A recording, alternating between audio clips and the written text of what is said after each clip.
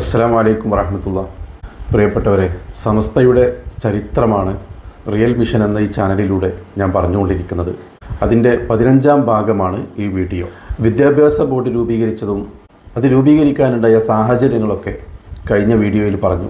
അതുപോലെ തന്നെ സമസ്തയുടെ ജനറൽ സെക്രട്ടറിയും വിദ്യാഭ്യാസ ബോർഡിൻ്റെ പ്രഥമ പ്രസിഡൻറ്റുമായ പറവണ്ണ മൊയ്തീൻ കുട്ടി മുസ്ലിയാർ വഫാത്തായതും അതിനുശേഷം Shamsul Ulama EK Abubakar Musliyar general secretary ആയതുമൊക്കെ കഴിഞ്ഞ വീഡിയോയിൽ ഞാൻ പറഞ്ഞു. ഇൻഷാ അല്ലാഹ് ബാക്കിയാണ് ഈ വീഡിയോയിലൂടെ പറയുന്നത്. നിങ്ങൾ വീഡിയോ മുഴുവനായിട്ടും കാണുക. അധികാരം കൊണ്ടല്ലാതെ സമസ്തയെ തകർക്കാൻ കഴിയില്ലെന്ന് മനസ്സിലാക്കിയ സലഫികൾ അധികാരം നേടാൻ വേണ്ടിയിട്ട് 1948 ഇന്ത്യൻ യൂണിയൻ മുസ്ലിം ലീഗിൻ്റെ മലബാർ ഘടകം രൂപീകരിക്കുകയും 1960 തെരഞ്ഞെടുപ്പിൽ മത്സരിച്ച് 11 സ്ഥാനാർത്ഥികൾ വിജയിക്കുകയും അന്ന് ഭരണത്തിലേറിയ കോൺഗ്രസ് സർക്കാരുമായിട്ട് മുസ്ലിം ലീഗ് ഭരണത്തിൽ പങ്കാളികളാകുകയും ചെയ്തത് ഞാൻ മുമ്പ് പറഞ്ഞിട്ടുണ്ടായിരുന്നു. സുന്നികളുടെ സ്ഥാപനങ്ങൾ തട്ടിയെടുക്കുക എന്ന ഉദ്ദേശത്തിൽ തന്നെയാണ് സുന്നികളെ കൂട്ടാതെ കേരള വഖഫ് ബോർഡ് രൂപീകരിച്ചത് എന്ന വാദം സ്ഥിരപ്പെടുത്തുന്നതാണ് 1960കളിലും അതിനുശേഷവും നടന്ന നിരവധി കയ്യേറ്റങ്ങളും മറ്റും. അതേ വർഷം ആദ്യത്തിൽ കോഴിക്കോട് മുഹിയുദ്ദീൻ പള്ളി സലഫികൾ വളരെ തന്ത്രപൂർവ്വം സുന്നികളിൽ നിന്ന് തട്ടിയെടുത്തിരുന്നു. ആ സംഭവം ബഹുമാനപ്പെട്ട കാന്തപുരം ഉസ്താദ് തൻ്റെ ആത്മകഥയായ വിശ്വാസപൂർവ്വത്തിൽ വിവരിക്കുന്നുണ്ട്. കാന്തപുരം ഉസ്താദിൻ്റെ അനുഭവമാണ് അദ്ദേഹം പറയുന്നത്. വിശ്വാസപൂർവ്വത്തിൽ 191 പേജിലാണ് ഉസ്താദ് ഇത് വിവരിക്കുന്നത്. നമുക്കതൊന്ന് വായിക്കാം. ഷെയ്ഖ് മുഹിയുദ്ദീൻ അബ്ദുൽ ഖാദിർ ജീലാനി തങ്ങളുടെ പേരിലുള്ള പള്ളിയാണ് പാളയത്തെ മുഹിയുദ്ദീൻ പള്ളി. കോഴിക്കോട് നഗരത്തിലെ താമസക്കാരും കച്ചവടക്കാരുമായിരുന്നു ഇതിൻ്റെ പ്രധാന നടത്തിപ്പുകാർ. മുഹിയുദ്ദീൻ പള്ളി പിന്നീട് സുന്നികളിൽ നിന്നും മുജാഹിദുകൾ പിടിച്ചടക്കി. രസകരമായിരുന്നു ഈ പിടിച്ചടക്കലിൻ്റെ കഥ. 1960കളുടെ തുടക്കം ജീർണാവസ്ഥയിലായ വലിയ മുഹിയുദ്ദീൻ പള്ളി പുതുക്കി പണിയാൻ തീരുമാനിച്ചു. പള്ളികൾക്ക് ഇന്നത്തെ പോലെ വ്യവസ്ഥാപിതമായ കമ്മിറ്റികളോ ഭരണമോ ഇല്ലാത്ത കാലമാണ്. പള്ളിയിലെ സ്ഥിരം പരിപാലകനായി കുട്ടിക്ക എന്നൊരാളുണ്ടായിരുന്നു. അദ്ദേഹം പള്ളിയുടെ കാര്യം അബ്ദുറഹ്മാൻ ബാഫക്കി തങ്ങളുടെ ശ്രദ്ധയിൽപ്പെടുത്തി. മലബാറിലെ മുസ്ലിം ഗ്രാമങ്ങളിൽ നിന്നും കാർഷിക വിഭവങ്ങൾ വിൽക്കാനും അരിയും മറ്റു പലചരക്കു സാധനങ്ങൾ വാങ്ങാനും ധാരാളം ആളുകൾ എത്തുന്ന സ്ഥലമാണ് പാളയവും വലിയങ്ങാടിയും. വലിയങ്ങാടിയിലെ വലിയ അരി കച്ചവടക്കാരനാണ് ബാഫക്കി തങ്ങൾ. അരി വാങ്ങാനും ബറക്കത്തിനും വേണ്ടി ഈ കച്ചവടക്കാർ ബാഫക്കി തങ്ങളുടെ പാണ്ഡ്യാല സന്ദർശിക്കും. വലിയ മുഹിയുദ്ദീൻ പള്ളിയുടെ പുനർനിർമ്മാണത്തിനു വേണ്ടി അവരിൽ നിന്നും ഓരോ ആഴ്ചയും ചെറിയ തുക തങ്ങൾ ശേഖരിച്ചു. കച്ചവടക്കാർ കയ്യയച്ചു സഹായിച്ചു.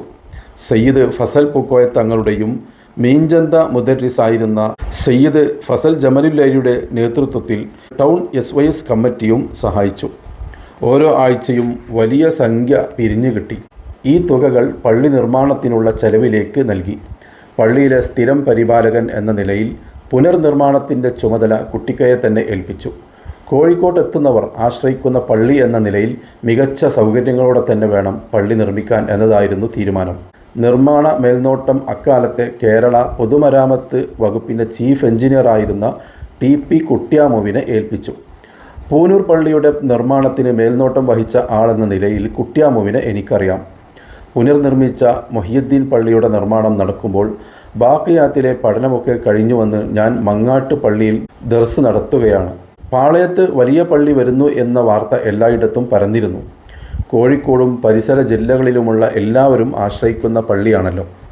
ഉദ്ഘാടന ദിവസം ഒരു വെള്ളിയാഴ്ച ജുമാഅക്കായി ആവേശത്തോടെ ജനങ്ങൾ തടിച്ചുകൂടി. തങ്ങന്മാരൊക്കെ നേരത്തെ തന്നെ എത്തി 1ാം നിരയിൽ ഇരിപ്പുറപ്പിച്ചു. ഖുതുബ തുടങ്ങാൻ വേണ്ടി കാത്തിരിക്കുകയാണ്. പൊടുന്നനെയാണ് പള്ളിയിലെ ഖതീബിനെ തള്ളിമാറ്റിക്കൊണ്ട് ഒരാൾ മിമ്പറിൽ ചാടിക്കയറി മലയാളത്തിൽ പ്രസംഗം ആരംഭിച്ചത്. മുഹിയുദ്ദീൻ പള്ളിയിൽ അന്നോളം ഇല്ലാതിരുന്ന സംഭവം. അതോടെ പള്ളിക്കകത്തെ അന്തരീക്ഷം മാറി. എന്താണ് സംഭവിച്ചതെന്ന് വ്യക്തത വരുന്നില്ല. ആദ്യമൊന്ന് പകച്ചുപോയ ബാഫക്കി തങ്ങൾ രംഗത്തിറങ്ങി ആളുകളെ ശാന്തരാക്കാൻ ശ്രമിച്ചു. പക്ഷേ ബഹളം കൂടുന്നേ ഉണ്ടായിരുന്നുള്ളൂ. ഗത്യന്തരമില്ലാതെ തങ്ങളും നേതാക്കളും അവിടെ നിന്നിറങ്ങി തൊട്ടടുത്ത പുഴവക്കത്തെ പള്ളിയിൽ പോയി ജുമാ നിസ്കരിച്ചു. പുനർനിർമ്മിച്ച മുഹിയുദ്ദീൻ പള്ളിയിലെ ആദ്യം ജുമാ തന്നെ മുടങ്ങി. പ്രശ്നം കോടതി കയറിയപ്പോഴാണ് കഥ അറിയുന്നത്. സുന്നികളുടെ നേതൃത്വത്തിൽ പണപ്പിരിവും പുനർനിർമ്മാണവും നടക്കുന്നതിന് സമാന്തരമായി വേണ്ടപ്പെട്ടവരെ മാത്രം ഉൾപ്പെടുത്തി മുജാഹിദുകൾ പള്ളിയുടെ വ്യാജ രജിസ്ട്രേഷൻ ചെയ്തിരുന്നു. പള്ളി പരിപാലകനും എഞ്ചിനീയറുമെല്ലാം ആ കള്ളത്തരത്തിനും കൂട്ടുനിന്നു. ഇതിനെതിരെ സുന്നികൾ കുറേ കാലം കേസ് നടത്തി. ഒടുവിൽ പള്ളിയുടെ പരിസരത്തുള്ളവരുടെ യോഗം വിളിച്ചു ചേർത്ത് കമ്മിറ്റി രൂപീകരിക്കണമെന്ന വിധിയും വന്നു. പലതരത്തിലുള്ള സ്വാധീനങ്ങളുടെ ബലത്തിൽ ആ തീരുമാനങ്ങളൊന്നും നടപ്പിലാക്കപ്പെട്ടില്ല. ഇതിൻ്റെ തുടർച്ചയെന്നോണം കോഴിക്കോട്ടെ മറ്റനേകം പള്ളികളും മുജാഹിദുകാർ കൈയടക്കി. വിചിത്രമായ വസ്തുത എന്താണെന്ന് വച്ചാൽ ഈ പള്ളികളുടെ എല്ലാം പേരുകളിൽ തന്നെ അതിൻ്റെ യഥാർത്ഥ ഉടമസ്ഥാവകാശത്തെക്കുറിച്ചുള്ള സൂചനകളുണ്ട് എന്നതാണ്. സുന്നികളെ ഇസ്ലാമിൽ നിന്നും പുറത്താക്കാൻ വേണ്ടി മുജാഹിദുകാർ ഉപയോഗിക്കുന്ന പേരുകളാണ് മുഹിയുദ്ദീൻ ഷേഖിൻ്റെതും ഷാദുലി ത്വരീഖത്തിൻ്റെതുമൊക്കെ. ആ പേരുകളിൽ തന്നെ സ്ഥാപിക്കപ്പെട്ട പള്ളികളാണ് മുജാഹിദുകൾ കൈയടക്കിയത്. ആ കയ്യേറ്റത്തിൻ്റെ ചരിത്രം പേരുകളിൽ തന്നെ പേറിയാണ് ഈ പള്ളികൾ ഇപ്പോഴും നിലനിൽക്കുന്നത്.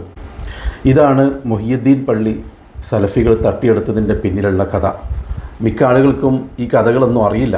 1960 കോഴിക്കോട് മുഹിയുദ്ദീൻ പള്ളി തട്ടിയെടുത്തത് ഒരു തുടക്കം മാത്രമായിരുന്നു എന്ന് പിന്നീടാണ് മനസ്സിലായത്. കാരണം അതേ വർഷം തന്നെ കേരള വഖഫ് ബോർഡ് രൂപീകരിക്കുകയും അതിൽ സലഫികളെ മാത്രം കൊത്തി നടക്കുകയും അധികാരവും ഭരണത്തിലുള്ള സ്വാധീനവും ഉപയോഗപ്പെടുത്തി തന്ത്രപരമായ നീക്കങ്ങളിലൂടെ കോഴിക്കോട്ടെ പള്ളികളടക്കം വാഴക്കാട്ടെ ദാറുൽ ഉലൂം ഉൾപ്പെടെ നിരവധി സ്ഥാപനങ്ങളാണ് സലഫികൾ സുന്നികളുടെ കയ്യിൽ നിന്ന് തട്ടിയെടുത്തത്. അതിന് അന്നത്തെ ചില രാഷ്ട്രീയ നേതാക്കന്മാർ അവരെ പിന്തുണച്ചതും അവർക്ക് വേണ്ടി എല്ലാ ഒത്താശകളും ചെയ്തതും സുന്നി പണ്ഡിതന്മാർക്കിടയിൽ വലിയ അമർഷത്തിന് കാരണമാക്കിയിരുന്നു.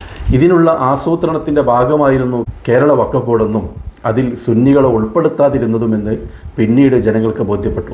അതുകൊണ്ട് തന്നെയാണ് സമസ്തയുടെ സമ്മേളനത്തിൽ സമസ്തയുടെ പ്രതിനിധികളെ വഖഫ് ബോർഡിൽ ഉൾപ്പെടുത്തണമെന്നുള്ള പ്രമേയം പാസാക്കിയത്. സമസ്തയുടെ 22ാം സമ്മേളനം 1963 ഡിസംബർ 27, 28, 29 തീയതികളിൽ കാസർഗോഡ് മാലിക് ബിൻ ദീനാർ നഗറിൽ വെച്ച് നടന്നു. യു.പിയിലെ സൂഫി പണ്ഡിതൻ ആലെ മുസ്തഫ അവർകളായിരുന്നു അധ്യക്ഷൻ. കുത്തുബി ഉസ്താദായിരുന്നു ഉദ്ഘാടകൻ. ആ സമ്മേളനത്തിൽ വെച്ച് അംഗീകരിച്ചതാണ് ഇന്ന് നമ്മൾ കാണുന്ന സമസ്തയുടെ പതാക. ആ സമ്മേളനത്തിൽ പാസാക്കിയ പ്രമേയങ്ങളിൽ ചിലത് ഞാൻ വായിക്കാം. ബഹുമാനപ്പെട്ട M.A. ഉസ്താദിൻ്റെ ചരിത്ര പുസ്തകത്തിലെ പേജ് 82 നമുക്കിങ്ങനെ കാണാം.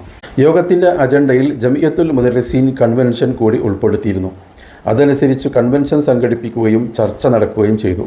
അനുകൂലിച്ചുകൊണ്ട് M.M. ബഷീർ മുസ്ലിയാരും K.K. അബൂബക്കർ മുസ്ലിയാരും പ്രസംഗിച്ചപ്പോൾ മുഷാവറയിൽ അധ്യക്ഷത വഹിച്ച മൗലാന K.K. സ്വതക്കത്തുള്ള മുസ്ലിയാർ അതിനെ എതിർക്കുകയും അങ്ങനെ ദർസിന് സിലബസും പദ്ധതിയും ഉണ്ടാക്കാനുള്ള സംഘാടകരുടെ ലക്ഷ്യം സഫലമാകാതെ പോവുകയുമാണ് ഉണ്ടായത്.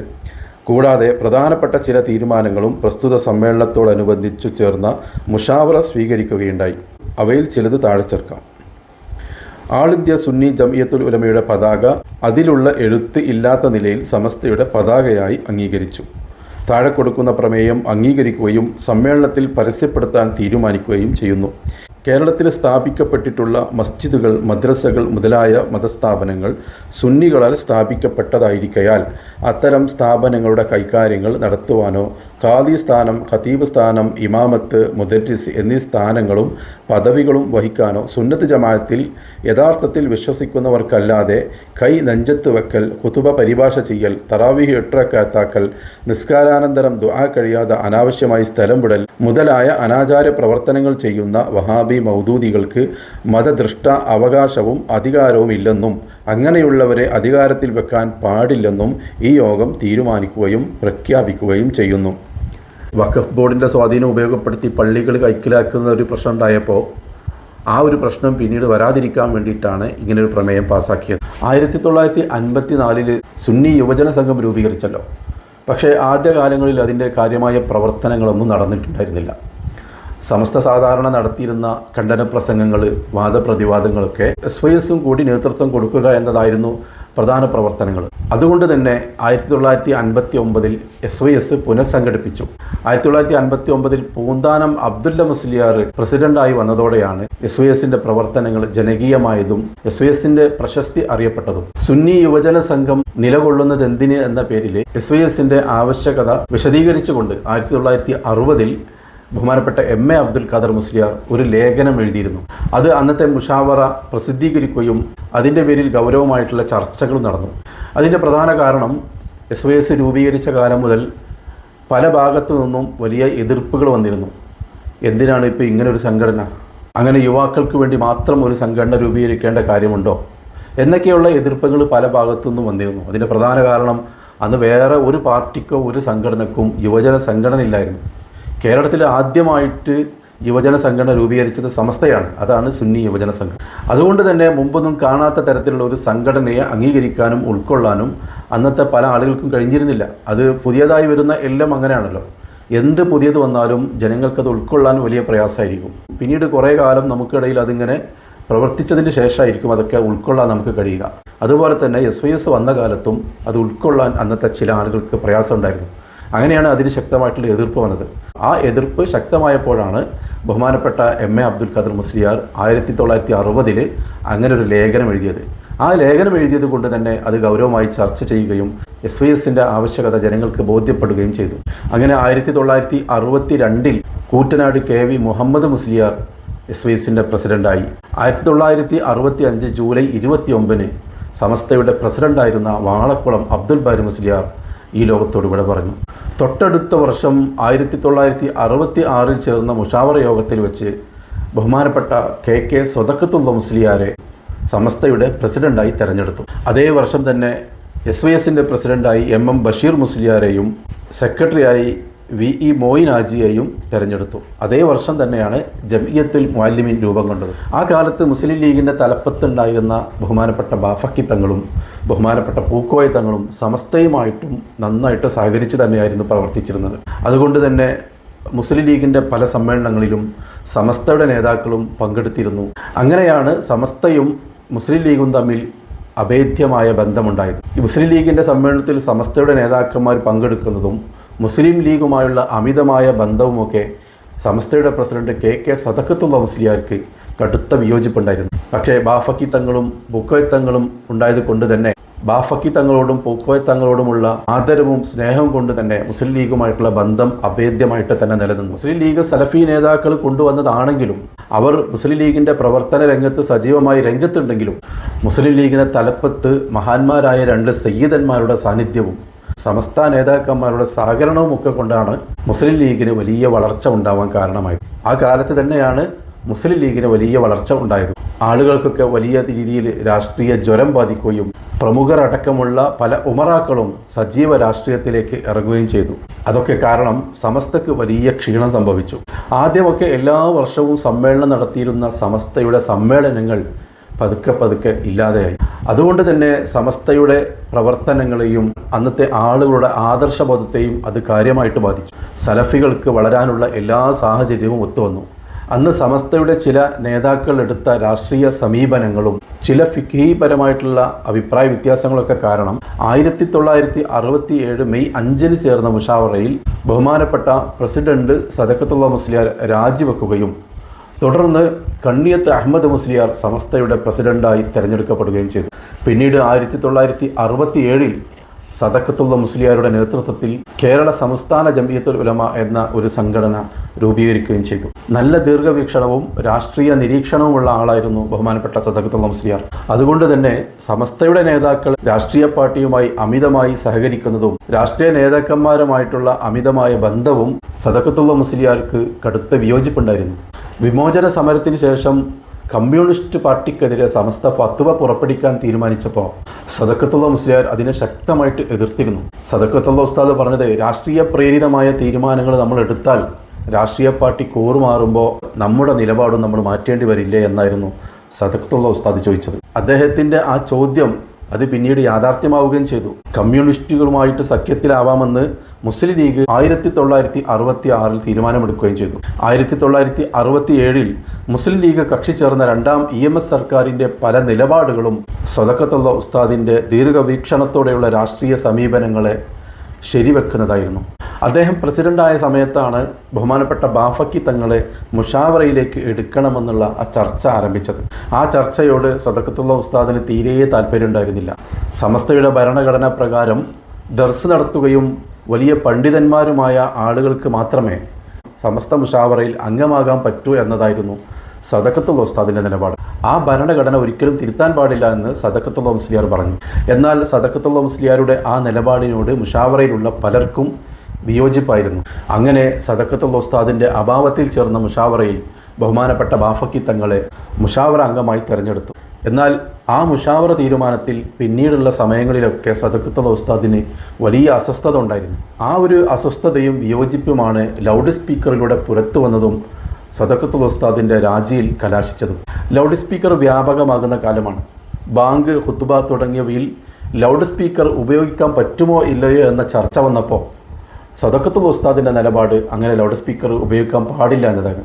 എന്നാൽ ഭൂരിഭാഗം മുഷാവറ അംഗങ്ങളും ആ ഒരു നിലപാടിനെ എതിർത്തിരുന്നു. അതുകൊണ്ട് തന്നെ സദഖത്തുൽ ഉസ്താദിൻ്റെ അഭാവത്തിൽ ലൗഡ് സ്പീക്കർ ഉപയോഗിക്കാമെന്നുള്ളൊരു തീരുമാനം സമസ്ത എടുക്കുകയും ആ തീരുമാനമറിഞ്ഞ സദഖത്തുൽ ഉസ്താദ് അതിനോട് വിയോജിച്ചുകൊണ്ട് മാതൃഭൂമി പത്രത്തിൽ പരസ്യം കൊടുക്കുകയും ചെയ്തു. എന്നാൽ ആ പത്രപരസ്യം വലിയ ഒച്ചപ്പാടുകൾക്ക് കാരണമായപ്പോൾ ആ മുഷാവറ തീരുമാനം ഞാൻ അംഗീകരിക്കുന്നു, പക്ഷേ വ്യക്തിപരമായിട്ട് അതിനോട് എനിക്ക് വിയോജിപ്പുണ്ട് എന്ന് സദഖത്തുൽ ഉസ്താദ് പറയുകയും ചെയ്തു. തൊട്ടടുത്ത മുഷാവറ യോഗത്തിലാണ് തൻ്റെ രാജിക്കത്ത് സദഖത്തുൽ ഉസ്താദ് സമർപ്പിച്ചത്. ഇൻഷാ അല്ലാഹ് ബാക്കി ഭാഗം അടുത്ത വീഡിയോയിൽ പറയാം. അസ്സലാമു അലൈക്കും വറഹ്മത്തുള്ളാഹി.